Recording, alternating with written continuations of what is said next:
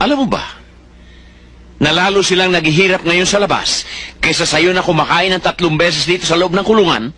Basta! 1 oras mo na ako inistorbo sa visiting room. Babalik na ako sa brigada ko. Ricarte, sandali lang. Guard.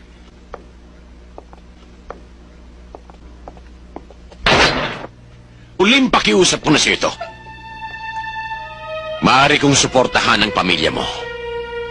Lahat ng pangangailangan nila ibibigay ko. Tulungan mo lang akong makasama mo dito sa munti. Ang mastermind mo.